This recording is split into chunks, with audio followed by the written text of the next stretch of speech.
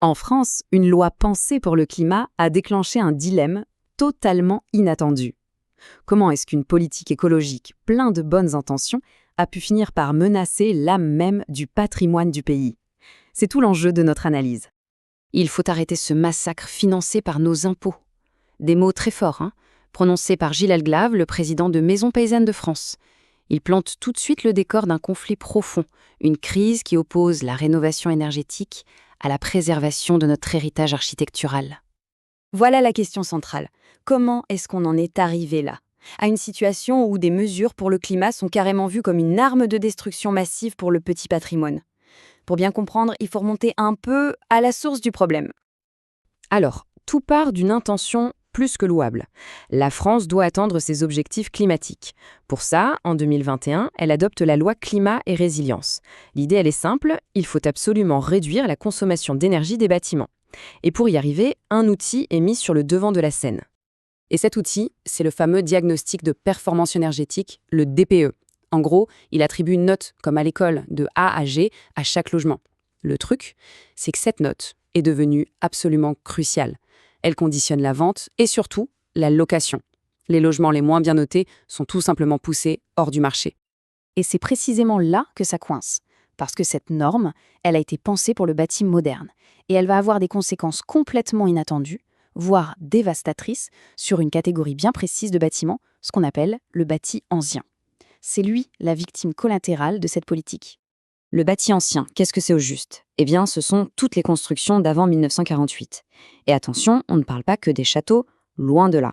Ce sont les maisons de village, les vieilles fermes, les immeubles haussmanniens, bref, ça représente un tiers de tous les logements en France. Une part juste colossale de ce qui fait l'identité de nos paysages. Là, on voit bien la différence fondamentale de conception. Le bâti ancien, lui, il est conçu pour respirer. Ses murs en pierre, en bois, en terre, il gère l'humidité naturellement. À l'inverse, le bâti moderne, c'est une sorte de boîte étanche, scellée par du béton, du polystyrène. Ce sont vraiment deux philosophies de construction qui n'ont rien à voir. Et voilà le cœur du problème. La méthode de calcul du DPE, elle est entièrement calquée sur ce modèle moderne, étanche. L'algorithme, en fait, ne comprend pas les propriétés de la pierre ou du bois. Il ne sait tout simplement pas évaluer leur performance réelle. Du coup, il les pénalise systématiquement.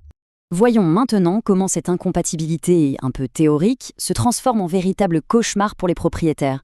Des exemples très concrets qui montrent bien toute l'absurdité de la situation sur le terrain. Prenons l'histoire d'Hélène et de son mari sur l'île Dieu. Ils achètent une maison en pierre, classée E au DPE. Ils sont soucieux de l'écologie, alors ils font des travaux pleins de bon sens. Ils remplacent des fenêtres en PVC par du chêne double vitrage, bien plus performant, et installent un chauffe-eau basse consommation. Logique. Sauf que le résultat est absurde. Après leurs améliorations, et avec le changement de la méthode de calcul, leur maison passe de la note E à G, la pire possible. Sur le papier, leur maison est devenue une passoire thermique, alors même qu'ils viennent d'investir pour la rendre plus performante. C'est le monde à l'envers. Et ce qui montre le mieux l'absurdité de la situation, ce sont les recommandations du rapport DPE.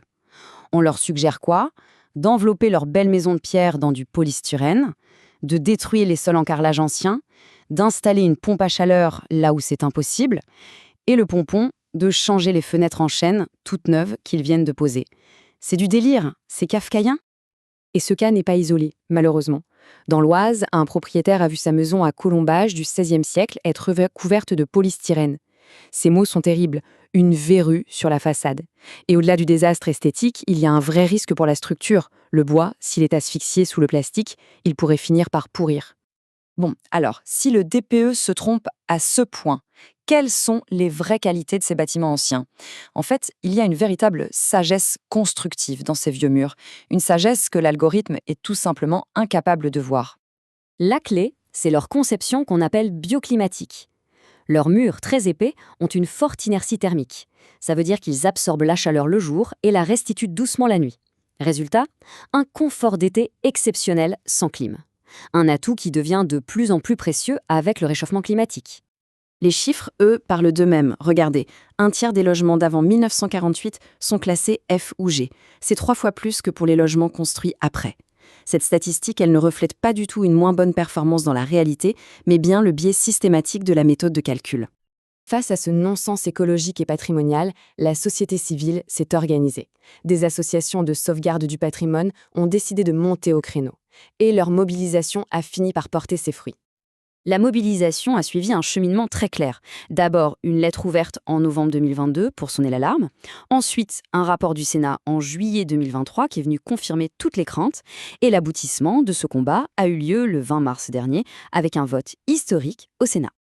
Et le score est sans appel. 341 voix pour et 0 contre. 0. C'est une unanimité rarissime en politique. Ça montre bien que le sujet a dépassé tous les clivages. Les sénateurs, de tous bords, ont compris qu'il y avait une véritable urgence. Mais alors, que propose cette nouvelle loi? Eh bien, essentiellement du bon sens. D'abord, définir enfin légalement ce qu'est un bâti ancien. Ensuite, adapter le calcul du DPE à ses spécificités bioclimatiques. Créer un audit qui soit à la fois énergétique et patrimonial. Et surtout, garantir des rénovations qui respectent le bâtiment avec des aides financières bien ciblées. Cette victoire au Sénat, c'était une étape absolument cruciale. Mais la partie n'est pas encore gagnée. Pour que cette loi devienne une réalité, il reste un dernier obstacle, et pas des moindres, à franchir. La balle est maintenant dans le camp des députés. La proposition de loi doit être examinée, débattue et votée par l'Assemblée nationale pour être adoptée définitivement. L'avenir de millions de logements et d'une partie de l'identité des paysages français dépend de ce vote final. Au fond, ce dilemme français soulève une question universelle. Dans notre quête absolument nécessaire d'un avenir plus durable, comment peut-on s'assurer que les solutions qu'on imagine aujourd'hui ne détruisent pas la valeur irremplaçable de notre héritage?